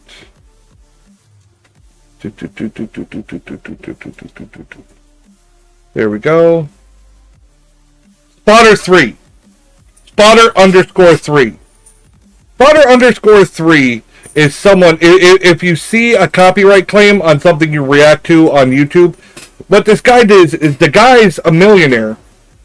He buys the rights to like old shows, old fucking streams and stuff like that on like Sam and Colby, and it's not just Sam and Colby, it's other things too. I'm trying to remember who else is on that list. Sam and Colby was one. Oh, Mr. Beast is another one. He has a deal with Mr. Beast. So he gets a bunch of revenue from their channels. So he bought rights to their old show, their old episodes. And then when someone watched their old episodes, this guy is fucking Spotter 3 is getting the fucking revenue for it. And he just copyright claims everyone on the slightest little thing. The slightest little thing. Even if you're wrong. Or even if he's wrong. That's the problem. You could be totally within the rights of fair use. But he's going to copyright claim every fucking bit of it. Every chance he gets. Because that's the problem with the copyright system on YouTube. Is if you try to fight it, alright? If you try to fight the claim, even if you're right, they could bring a lawsuit against you for it. The problem is, those suits are expensive. If people think, like, I'm right, I'm definitely going to win, but that's not the case. They'll fucking run you out of money, and they'll win by default, even if you're right. That's how fucked up the system is. So even if you're right, you get screwed. I just think, it's fucking dirty. It's dirty fucking shit. So this Spotter 3 person, I think more awareness should be made of this Spotter 3 person, whoever the fuck the guy is that's pulling this fucking bullshit. Weird question, when is the face reveal? What face reveal? Oh, my face reveal? Oh. I thought about doing that in the future, that maybe I would have a special, like, goal, like, put a goal in, like, if I ever hit this many subs or something like that, I would do a face reveal. But the main reason I don't do a face reveal is mostly because of my kids and my wife. I don't need to get doxxed. I don't need to have a fucking a SWAT happen at my house with little kids in the fucking house. If it was just me, it'd be totally different. I don't give a fuck. But the last thing I need is fucking armed police officers here with fucking little kids. And people are assholes. So, that's the only reason I'm hesitant to do a face reveal. I would love to, because it would let me show off some more pictures from working in the entertainment industry and some of the roles I played and things like that. But on the other hand, it would dox I could dox myself and have to deal with a lot of bullshit. So, maybe one day, but right now I think I'm good where I'm at. To know if what Haunted Hikes was saying was true about Zach. Well, I don't know why they're spending so much time on this Haunted Hikes guy, on this fucking video. They just on and on and on and on about Haunted Hikes. I'm like, okay, so he's a liar. So fuck off. Why you're just wasting time on this fucking guy? Worse, when some ex-co-stars of Zach Bagans ex-co-stars. Let's hear from that. Against Zach and Ghost Adventures. Okay, guys, I gotta make this quick. First of all, you're amazing. You guys, the love, the support this week has. How many subs to face reveal? I don't know. I'd have to figure it out. And and I have to Maybe 100. this now. 100 subs. Here we go. For now, since I'm a small streamer, that's a lot. No. I know other big streamers are like thousands and shit. Down. No, he didn't. You know, right now we don't even know if Destination Fear is canceled or renewed. I will say it's not looking good, but I have to tell you guys, in this industry, these decisions are business. This is a business decision, and it has nothing to do with anyone's ego or whatever. However, that Zach and me are friends and that he's been supporting the show and everything has been chipper and great? No, it doesn't. And I have a lot to say and more to come on that front. The other being Nick Groff, who also worked incredibly closely with Zach, actually working on the show Ghost Adventures for 10 plus seasons. But yesterday, Nick Groff took to Twitter to say it's time for the truth and posting this video exposing Zach. Okay, let's get into this. I got all your questions. I sorted through them. Let me start off by saying this. I never had an NDA. I was not fired from Ghost Adventures. I never did, quote, a bad thing. I never cheated in a relationship that I was... Oh, go figures! Fucking Zach Baggins would lie about an ex-employee and say that they were fired for doing a bad thing? No! Really? They would lie? Fucking bullshit. Ongoing a paranormal lockdown. I kept my head up for 9 years. I pushed forward. I kept trying to move on, creating new hit shows. But the previous hosts that I used to work with keep trying to stop my career. No shit. This is my story. This is from my perspective, and now I have to talk about it. Okay, Rachel asked, this may be controversial, I know, but what... I will say I like the way he phrased that. I will say. You know how they always say that... stories have like three sides. There's what happened to this person, and there's what happened to that person, and then there's what actually happened in the middle. You know, so he does say he's going to have a biased opinion because it's his point of view. So he says this is from my perspective, from my point of view. So I give him credit. It's got good wording. What was it like working on the GA team after the documentary and Fame hit? Just wondering. Your side, my side, and the truth. Yep. Ego from Yep. experience. I questioned him once about how he treats his team and was blocked instantly. In my opinion, this rumor is true. I witnessed it firsthand, and I saw him treat people just as poorly. This host was terrible to work with. It was an extremely hostile environment to work in, and also Dakota can speak on his experience with him too. All right, this is from Glenda from Texas. Aaron has already explained why you were fired. You went behind Zach's back, started a new show. I forgot the fourth side, the bullshit. Oh yeah, there's always a bunch of bullshit. I got a story. I'm friends with an ex from high school, okay, and we broke up, and at the time it devastated me, but it's a lot different now. Because what they did, it makes a lot of sense. I'm like, look, we were sweethearts for years in high school. And after high school, it was kind of like, she wanted to see other people, other things, new, different. We were too young to fucking settle down. That shit wasn't going to happen. So I get it. We reconnected and we were friends. But we were talking, and... we used to go to these gatherings, like gaming LARPs and stuff like that. I was a big LARPer, especially in the World of Darkness. I liked Vampire the Masquerade and shit like that. But we found out that there was a bunch of drama that really fucked with us both. See, people at the game would come and whisper in my ear, "Oh, she said this or she did that, and she said that, blah blah blah blah blah." Getting in my ear. So I just kept my distance. I was like, oh, okay. And people were going in her ear. And blah, blah, blah, this, that, blah, blah, blah, blah, blah. And the funny thing is, now that we're talking and shit, and we found out that we're like, I didn't say that. And they're like, I didn't say that either. And, stuff like that. Now everything's coming clear that all these people are getting up in our business. And we almost got back together if it wasn't for all the bullshit. We probably would have gotten back together if it wasn't for everyone fucking putting their 2 cents in and fucking adding all this bullshit. It really sucks, but nothing I can do now. I mean, I'm married, I'm loyal. I ain't gonna I'd never cheat on my wife. Like I said, almost 2 decades together. Did you guys start a random ass rumor? I mean, I've started random ass rumors. Specifically about someone's ass, but... no. No, it was shit other people were doing. They were like a fucking high school fucking drama fucking bait.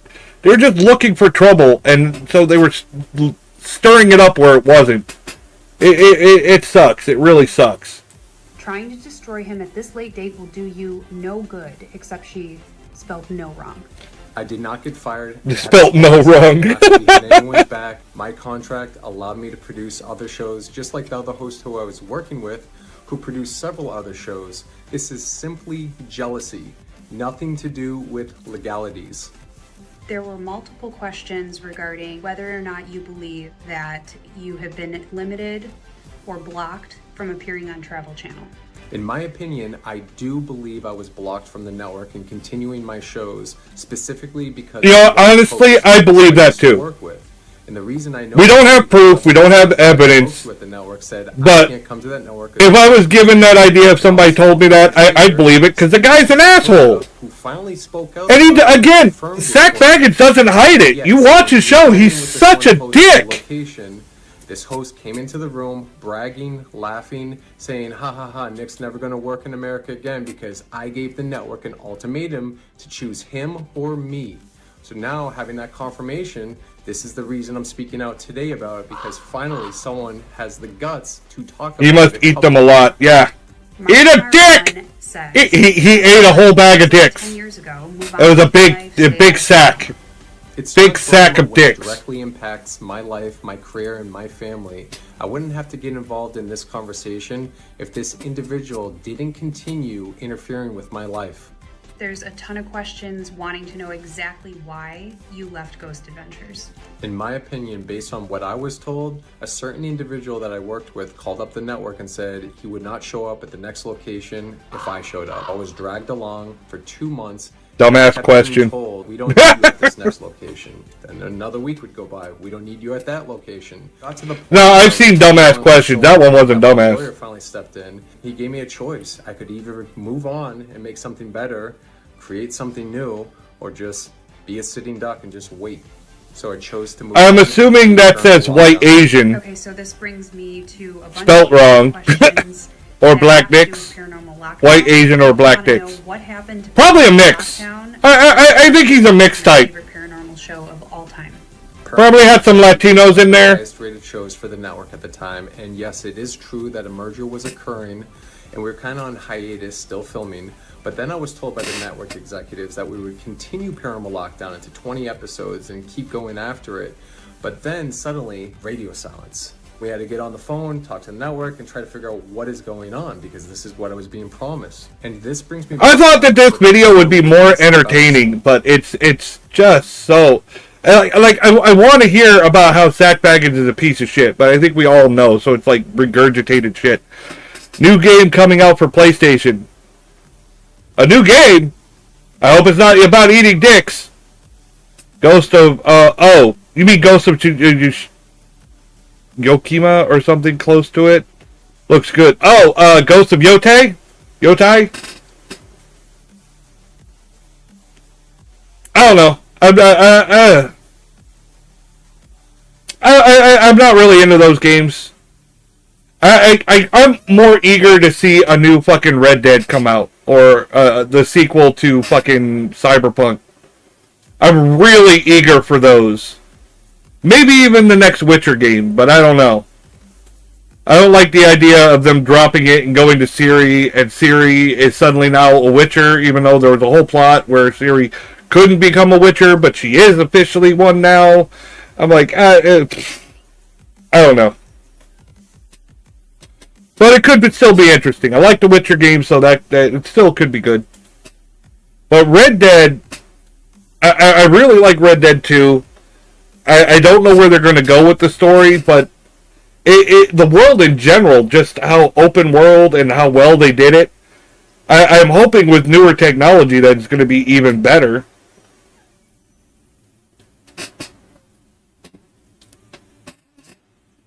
Alright, I think I'm gonna drop this. I'm fucking tired of fucking sack baggage bullshit. Alright, let's do Y-Files. Project 8200 exposed. CIA psychics find alien bases underground. Well, interesting! Alien bullshit! Instead of ghost bullshit, it's alien bullshit. Even better. During the 1960s and 70s, the United States and the Soviet Union fought the Cold War on many fronts. Yes, Some of these including the space race. like the Cuban Missile Crisis and the proxy wars in Asia. Other conflicts were not so obvious. In the 1970s, America and Russia engaged in a new type of warfare, psychic warfare. The CIA was actively recruiting and training people with a natural talent for remote viewing. Remote viewing is projecting your consciousness to anywhere on Earth and beyond. One remote viewer, entirely by accident, found himself at Mount Hayes in Alaska. Ooh! This is in the middle of nowhere. There's no civilization for miles. But something was calling him to the mountain. Then he looked inside. Come to my peaks! There was a base hidden inside Mount Hayes. Then he saw this was not a base built by humans. When multiple sources... It was built by little green men! They soon realized this was only the beginning. It was a skinwalker! Yes! I knew it! He's polishing head. I need help now, immediately, pronto, ASAP, yesterday, toot sweet. Whoa, take it easy. Take it I like easy. Hacklefish. What's going on? Okay, you know how I get Gertie a big surprise for Christmas? Well, I want some said chicken. it, but you didn't say what it was. Well, chicken. we flew her parents in for a month. A month?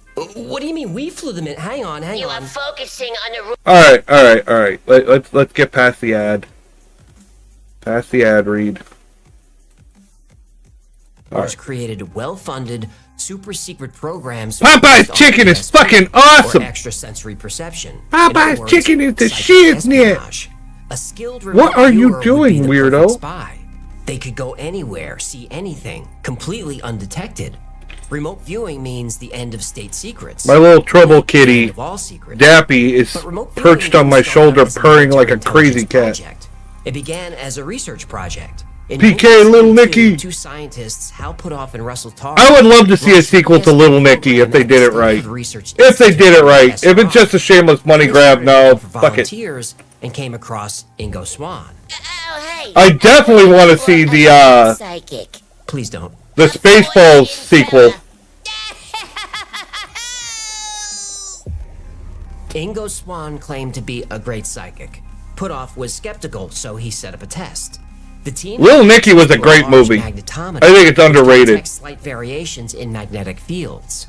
Swann had no I think that was one of the better Adam Even though Sandler it was movies. Buried under 30 feet of concrete, he could see into the device and describe it. Happy Gilmore 2 was alright. It was alright. He was able to affect the reading. It wasn't as good as the first. No, nowhere near. Ingo proved his ability. It was alright. But the purpose of the Mid. magnetometer I give it was to mid. test Soviet nuclear tests. Affecting the output set off alarms all over the lab. The experiment almost got them kicked out of Stanford. But the experiment caught the attention of the CIA. They didn't care that Ingo could move the needle, but the fact that he could see through superconducting shielding buried in 30 feet of concrete, well, that was a problem, but also an opportunity. The CIA quietly funded SRI's research and had them focus specifically on remote viewing, and Ingo Swann became known as the father of this technique. Initial experiments were mostly successful. Ingo could identify images in sealed envelopes. He could project his consciousness to different places and see hidden objects. Interesting. Help the CIA. They needed him to view specific locations, Soviet locations. Ooh. Ingo Swann and the SRI team Psychic created the spying protocol. Project Scan 8 was remote viewing by coordinates. Here's how it works. You give a remote viewer longitude and latitude coordinates, and you tell them nothing else. Ingo Swann could see what was at a given set of coordinates with remarkable accuracy. Interesting. Ingo Swann also remote viewed the moon. I did an entire episode on it. It's linked down below. Now, I won't spoil it, but what he saw on the moon was pretty amazing. And for the record, he's the only person who went to the moon. Not now. Soon, another psychic joined the project, Pat Price. Pat was a retired police commissioner. His initials are PP. To Ingo Swann. He was the typical free spirit artist. He was loud and confident and funny.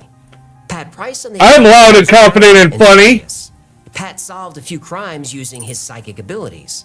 Now, at the time, Pat thought it was nothing more than intuition, hunches that usually turned out to be true. After he retired from the police department and had more time to focus, he realized his talent was more than intuition. Today, Pat Price is considered one of the most gifted psychics ever. The CIA wanted to test them. Both Pat and Ingo were given... Yeah, but you hide behind a computer. Nobody knew what was at the site. I hide behind a VTuber model. There's a difference. Even though they remote viewed the computer's not big enough to hide me. Pat sketched similar results. They saw the layout of some kind of compound. They said it looked high-tech. They described a large radar dish, a guardhouse. They saw roll-up doors and jeeps. They said it looked like a military installation. Price was even able to read documents on the site. Now this is unheard of. Nobody else can do this. But God! Ow! Ow! Ow! Ow! So I took Dappy off my shoulder, put her down on the bed. She decided she wanted to jump on the back of my chair, overshot, hit my back, lost her balance, and clawed my fucking back down. Oh, God. I'm probably bleeding. Probably bleeding. Fuck Knuckles. God damn it. I love my cats, but god damn it, sometimes fucking derps. Pat saw a cabinet labeled... Oh, god damn it. Inside were green folders named Cue Ball, 14 Ball, 8 Ball, and Rack Up. The team showed the results to the analyst and asked how close they were. The analyst said, "Sorry, but these sketches are nonsense. I gave you the coordinates to my cabin in West Virginia." The whole team at SRI was disappointed and confused. How could both men be kick so the baby? wrong, yet Kick the baby! things? No, kick the So baby! They sent someone to the coordinates. He found the cabin. But Country roads! Cabin. Take me home! Ingo Swan and Pat Price were given the coordinates of a CIA analyst's vacation home in Sugar Grove, West Virginia. Take me home! The location, that's West Virginia! Military installation. The CIA analyst who gave the coordinates didn't realize that an NSA listening post was just over the ridge from his cabin. How dare you? What do you mean how dare you? I'm trying to sing! This was the type of location they were usually asked to view. The Sugar Grove facility in West Virginia was one of the most secret NSA installations in the country. It captured information from Soviet... No, it's Mountain Mama. It served Don't ruin my song. For all kinds of... I'm not ruining the song. Are you insulting my singing? NRQZ, the National Radio Quiet Zone. The NRQZ covers about 13,000 square miles in Virginia. All these squares make a circle. All these squares make a circle. Of any kind are permitted there. If you fire that singing, I thought it was ball torture. Fine and possibly jail time. A part of the zone. You have a real addiction to talking about genitals tonight. J-Raven Gaming is all about the dicks and balls. Go to Factor, use promo... Please don't plug them now. What, they didn't pay for a mid-roll? No. Okay, never mind. So, Pat Price and Ingo Swan got it right. They described this facility in detail from Northern California, 3,000 I'm ballsy tonight. Okay, that was a good one. It wasn't. Every federal law enforcement agency in the country showed up at SRI. Hey, yo, what the fuck? Some wacky CIA psychic contractors were spying on an NSA facility. And by the way, Project Cue Ball, Project 8 Ball, and... Is this guy talking about stuff happening a little over West Virginia? Just one specific part of it. The whole episode is not about West Virginia, dear. They're remote viewers, so basically like psychic spies, and they were testing them. The guy gave him coordinates to his cabin in West Virginia, and they accidentally spied on a nearby military base. No, not Skinwalker Ranch. Rack Up? These were so highly classified that even the project names were top secret. Skinwalker Ranch is bullshit. Once all the agencies calmed down, SRI went back to work. This time, the CIA would focus on the enemy. Oh, the American people? The Soviets. Pat Price was given coordinates to view. He said he saw a science fiction fantasy crane. Nobody knew what he was talking about. Pat grabbed a ruler, pen, and paper and drew a gantry crane. This type of crane is used to move shipping containers and lift ships out of the water. Ooh! They're big. Pat said this No was shit, the most they're giant big. crane he'd ever seen. He saw someone walk by. At least wasn't The wheels near on my the crane were grandparents' 10 house. feet high, Okay. And the wheels were on train tracks. The CIA had a sketch based on aerial photographs of the site. There was a giant gantry crane. Inside, Ta-da! Pat saw enormous steel spheres 60 feet across. There were no photographs of this. Nobody thought much of it. Pat said that whatever they were building, the Soviets couldn't. Giant metal balls! But 5 years later, U.S. intelligence would discover that the spheres were there. They were nuclear containment devices, and they never worked correctly. Pat Price was right again. At this point, CIA PP was right! out of SRI. They wanted him to work for them directly. Pat was given coordinates for a site in Russia. He tried to go there. Mother but something Russia. was pulling his focus from his target. Something in Alaska. It was a mountain, Mount Hayes. Now, this was unexpected. I don't know. I've always been one on big mountainous peaks. There are no roads and no civilization for miles. It's in the middle Oh, of a frozen wasteland. you can talk about balls, but not me. I didn't say you couldn't talk about balls. But later on, I just said I noticed you bring them up a lot. Pat projected into the mountain. Then he understood why he was drawn there. Inside Mount Hayes was a huge base. He saw advanced technology and equipment. He saw computers and consoles and machines that he didn't understand. Then he saw the operators of the machines. Pat saw beings that looked almost human, but were thin with large heads. And they were busy at work on something. Alright, we're talking about balls and aliens. Alright? Has anyone ever seen alien genitalia? I'm just curious. No one's ever questioned it? No one's ever questioned if they got balls. Did they have a little ding-a-ling? A little flying saucer? Something like that? I'm just curious. You know, they did the alien autopsy. I never watched the video, but did they talk about its cock and balls? Its little tuna can? What's an opening to every Japanese what? Porno? Do you mean porno? That's an eye-opening. Oh, sure. Thing, though Pat Price didn't know what. I don't get it. Then Pat got scared. That's an opening to every Japanese porno. Oh. Base, working alongside Twitch don't like that word. Well, of course not. Specifically, U.S. military. I get it now. 2 days later, Pat was in Las Vegas. As he walked through his hotel lobby, someone bumped into him. Then Pat felt a sharp pain in his leg. The next day, Pat had severe stomach cramps. And later that evening, he was found dead in his hotel room. Oh! His body was quickly removed. No autopsy was performed. No crime. The guy that had amazing abilities of remote spying was suddenly assassinated, supposedly, hypothetically. He had a sharp pain in his leg, like, oops, and then stomach cramps, and then died that night. Well darn. I wonder why. Crime scene was designated. The official cause of death was a heart attack. He was 56 years old. How do they know the cause of death without an autopsy? Good question. Magic! We'll never know. Pat's body was cremated. And then they cremated! Oh no. And then they called his wife! Now in an unmarked grave. They had him cremated before they even called his wife! Wow! Nothing to see here, folks! Must have had the number 6 at Taco Bell. What the fuck? In North Hollywood, we think. And I'm going to see what this is. This is marker 700. So indeed Pat's grave. For me, I was like, what the fuck?